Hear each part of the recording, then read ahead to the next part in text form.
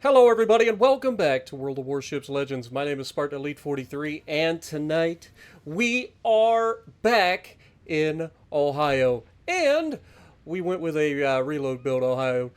After yesterday's match in the Preußen with a reload build, I figured why not try the American equivalent.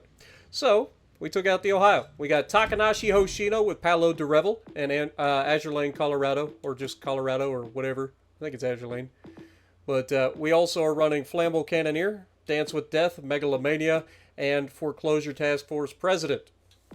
And we are also running fully packed. Now, I probably should switch back over to Master Mechanic, but I didn't do that. That's on me. I keep forgetting. But yeah, I'm definitely going to do that now. So, Master Mechanic is the better option, and that would have come in handy during this match, because I do run out of heals. But with that all, this is where we're at. We've got a 18.4 kilometer firing range, which is not ideal. I like to have over 19 kilometers at Legendary tier. But I do have a 21.5 second reload on American 18-inch guns, which is pretty funny. And the 180-degree turn time's 30 seconds, so pretty good there as well. So, with all of that being said, oh, I forgot to show the equipment, didn't I? So we're running the secondary battery mod 2 in the first slot. We are running steering gears mod 2 in the second. We've got concealment system mod, and then we've got the legendary version of the artillery plotting room. For those of you guys that always ask, if you want to upgrade a module, when you go to put it on, you press the X button on Xbox. It'll be square on PlayStation, I'm assuming. If you have 500 steel, you can upgrade a standard module to an epic module. Then you need another 2,000 steel to upgrade from an epic module to a legendary module. So, just as a heads up for those that always end up asking me. But with all of that being said, I hope you guys are ready for a fun one today. Alrighty, so we're going to be on Land of Fire in the Ohio. And this match is going to be a doozy. For multiple reasons. But this is going to be one of those matches that is full of teaching moments. And so I feel like it's a double good video, right? Like, not only is it a fun match for you guys to watch, but it's also full of teaching moments to talk about. And so we're going to try to do that. Now, on Land of Fire, we only have one destroyer per team. Most of the time, that singular destroyer will spawn mid, unless there's a division of people, like a triple division, which usually has a destroyer anyway, but if there was a triple division, there's a chance that they would all spawn middle and the destroyer would spawn elsewhere, but there isn't. At least, I don't believe so. I didn't pay attention. But our destroyer spawns middle. Their destroyer is likely to spawn middle. We're going to go ahead and try to push up this left flank, try to help our cruisers. Now, one thing you got to pay attention to on this map is not overextending this left flank. I've gotten myself into a pickle more times than I care to mention because of overextending on this left flank. It's so easy to do. Once you push up, you kind of are stuck. There really isn't a whole lot of avenues of escape. So I've tried to play a little bit more passively in this particular video. And you're going to notice also that with a reload build, Ohio can be just as inconsistent as the Preußen was. Maybe even more so. But when chips are down, things start to change real quick. So we'll see what I can do. Now, right out the gate, you can see they've got a battleship coming over. It is a Conqueror, headed this direction. Now, I saw the Conqueror, but I didn't register exactly what battleship was on its way over here. Now, knowing that their destroyer is over there as well, I get spotted pushing in, which means there's likely a cruiser out in front of us. Wisconsin is begging for it, so we go ahead and shoot at him. Unfortunately, our Dalian has pushed in and found their Jinan, fortunately and unfortunately, because if you see an enemy Pan-Asian cruiser like the Jinan, and you smoke up in front of said cruiser, and then just sit in your smoke, and don't expect 800 torpedoes to come your way, like, I don't know what to tell you. Now here, I ain't gonna lie, I thought I had this Stalingrad dead to rights. Unfortunately, I still get spotted. He's gonna be able to dodge those rounds easily, which is real unfortunate, because that Stalingrad's gonna continue to be a problem for the entire game. But we get a couple of shots out. We don't manage to do anything, unfortunately. We are knowing that we're going to get hit here. Stalingrad gets a nice shot into us, and you just don't want to give a broadside to a Stalingrad very often. But you can see, unfortunately, our cruiser manages to get himself dev-struck by sitting in a smokescreen broadside towards the Pan-Asian cruiser that is full of torpedoes and reload boosters. But fortunately for us, as we're backing out, I get into a nice conversation with a fella on the team, and he's a Z-52. Holland, who just happens to be somebody I know, he is not exactly wanting to engage directly with a Z-52, and, you know, I don't blame him. That's not a good engagement for a Holland, right? If he sits there, he gets sonar, the Z-52 can smoke up, and it's just a bad day for a Holland. But what the Holland doesn't know is that he's trying to come over to Charlie to help his team, and this is actually not a bad play. I don't think the Hindenburg got spotted. Maybe he did, I don't know. But I don't think he did, because the guys were all shooting me. And if he was spotted, you'd have thought they would shoot the Hindenburg, potentially, because he was broadside. But I don't think he ever got spotted. And now that the destroyer's in range to shoot me, it could be the Jinan still, but the destroyer, I felt, was coming over here to spot me. What he doesn't know is that our Hindenburg is now going up the coast and kind of playing sneaky boat. And this is bad for a Holland. You do not want to come around the corner and be face to side with a freaking Ohio and a Hindenburg. Not to mention the Z-52 on your tail. This is just a bad day for a Holland, unfortunately. There's nothing he can do about this. Do as much as you can before you get sent home, but you're done. Hindenburg is going to ruin that thing. You've got the Z-52 shooting him. I hit him with a couple of shells, like he's done. Mr. Bad is done. But I say that, his name is B.A. Bad. He's a good dude. He's been around the channel for a long freaking time. But anyway, unfortunately gets caught out, and that's the end of it. Now, I thought I had this Jinan, but you're going to quickly realize that I am going to get the worst RNG that you have ever seen for so long during this match. Like, it just is. I don't know why. It just is. Like, I know I'm in a reload build, but Lord have mercy. It's not ideal. But Hindenburg has an opportunity to potentially put himself in a position where he limits who can shoot him. There is, unfortunately, still the Jinan there. But again, as long as our cruiser doesn't just charge out into these guys, he should be fine. The Jinan's not going to be able to shoot him forever, right? Well, unfortunately, he decides he wants to go out in front of everybody. Again, I don't understand this play. He did a good thing, and then he immediately follows it up with a bad thing. And this is the problem. You can't do that. Like, I give you a good thing, but I also call out the bad thing, right? Like, if I say all the good things about you, I have to say all the bad things about you. It's just the way it is, right? I don't make the rules. But Conqueror's starting to push in. Jinan's obliterating.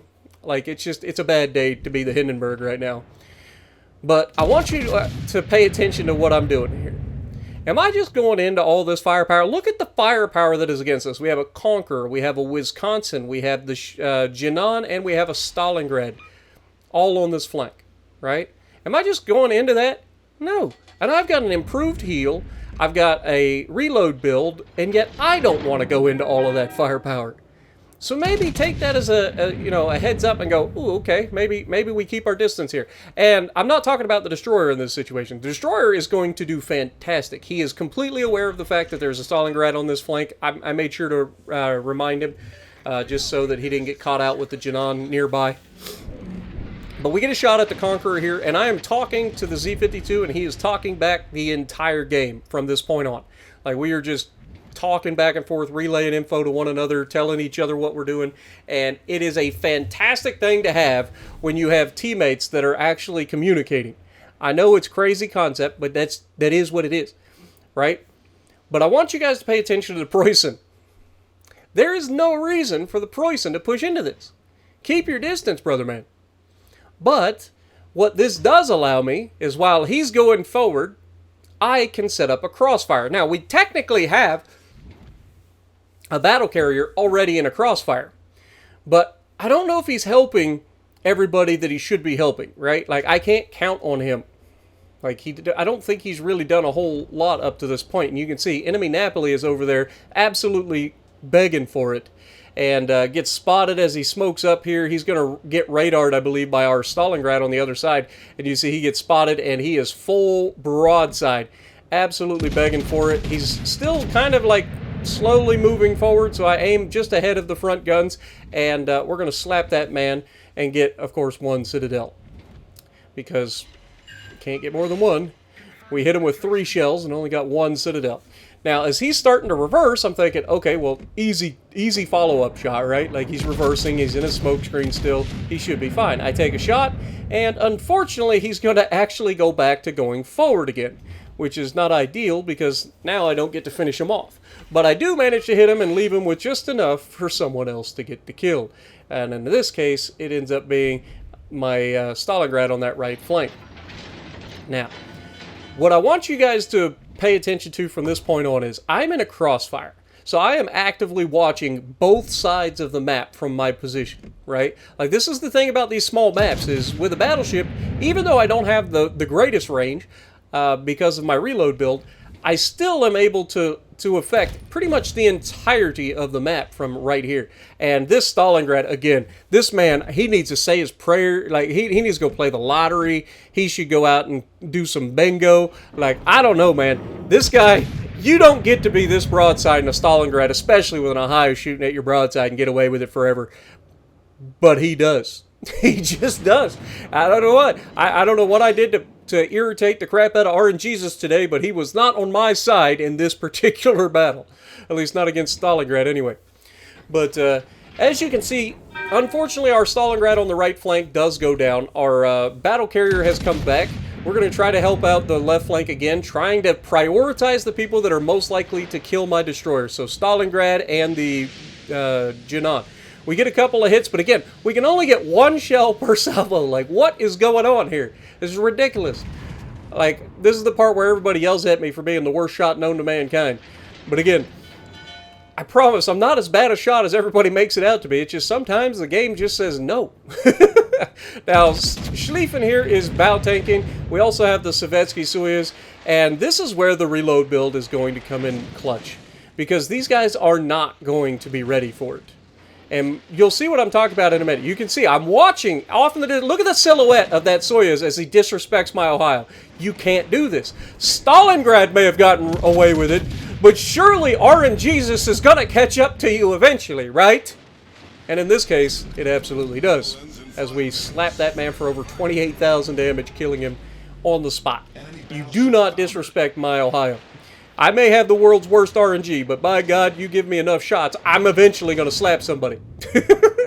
Now, Schlieffen is coming in. We're going to go ahead and aim high. Look at the RNG on that shot. Like, what the it's like the entire game I've had the world's worst RNG, and then out of nowhere, Ohio's just like, oh, you want to brawl? Is that what we're doing right now? You thinking you that?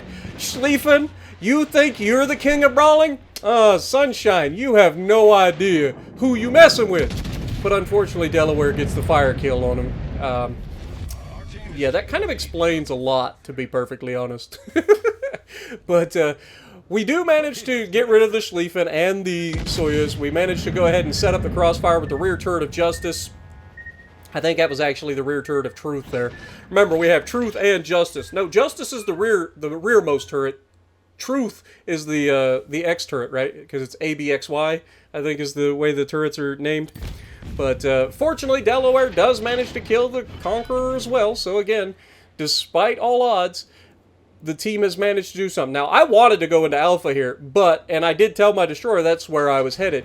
But unfortunately, I wasn't able to make that turn in time, and I would have beached broadside to a Stalingrad, a Wisconsin, and a Jinan, and that seems like a real bad time. So instead of going back that way, we still have the points lead here.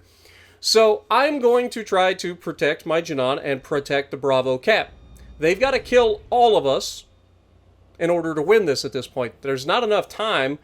Even if they kill me, there's not enough time for them to capture the base and win on points. They have to kill me and the destroyer. So while me and the destroyer are still talking, I've only got 119,000 damage at this point, right? Like, this has not been a great game up to this point. But Jinan, I mean, he plays with fire one too many times. He's too close, and dodging that is going to be a hard ask. And that is the most damage I've been hit with in the superstructure in a minute. That Wisconsin just slapped the out of me. But Janan beaches himself on an island broadside to me. Now, guys, why would a Janan beach himself broadside in front of you, knowing that he's going to die? Anybody guess that torpedoes are on the way? Because guess what? I didn't. I ain't gonna lie to you. I ain't gonna sit here and say, oh yeah, I knew this one. No, I completely blanked on the moment that was a Janan, and there's a reason he's broadside, and it's to launch a gajillion torpedoes in my direction that won't be spotted until they're on top of my hull, right? And that's when they get spotted by my Z-52 sonar. What a dude! Look at this man. There's no way that those torpedoes would have been spotted by me in time to dodge the one. I would have taken at least one. And when you look at the way that this match ends, you'll see that even one torpedo would have heavily influenced the outcome of this match. So again, shout out to my Z-52 for having a sonar running in that moment, because it saved my bacon. I'm not ashamed to admit it. I make mistakes too. I forget things. I tunnel vision. I call it out. That's why I say, like, people forget. I call out my own stupidity just as much as everybody else's. But it's all teaching moments, right? Now, here's the other teaching moment. Z-52 is taking shots at the Wisconsin right now. I understand why he's doing it, but he doesn't need to. I asked him to go out there and deal with the Wisconsin because I needed to be not broadside to the Stalingrad. Wisconsin gives me a little bit too much angle. I'm trying to bow tank the guy and catch him on the belt. You can see I do bait him into shooting my belt there and manage to avoid most of the damage. And of course, as soon as I'm over-angled to a Stalingrad, he's going to start slapping me. And he can absolutely citadel me at this range. But again, Wisconsin is broadside. He is absolutely begging for it. We're going to go through the bow side plating, slap the ever-living crap out of him. 8 full pins right there. Couldn't have been a better salvo without citadeling him. But of course, up this close, it's almost impossible to citadel that Wisconsin there. But you can see that now he goes down from the fires of my secondaries, and I'm trying to angle away from the enemy Stalingrad and get my guns turned for some shots on him. But of course, he's no slouch. He's done a good job of staying in a decent position the entire game. And so he bow tanks me here, and then I just get a really solid salvo there against him. He shoots a little bit short on that shot, and then unfortunately, I think I get one more shot here. The game is almost over. We have guaranteed won this match. He's not going to kill both me and the destroyer at this point. So we get one more parting gift on the Stalingrad superstructure, and we get absolute dog water sadness. Just nothing. 4 guns, 1 hit, no damage. You gotta love it. But in short succession, we went from having a pretty mediocre game to having 232,000 damage, 3,400 base XP, and a Z-52 friend that we made after the match. Like I said, fantastic Z-52 player. Thank you so much, Henry, and good chatting with you. I hope everybody has a great weekend. I hope you enjoyed the match, and if you like what I'm doing, punch the like button, leave a comment below, subscribe to the channel if you haven't already, and as always, I will see you in the next video.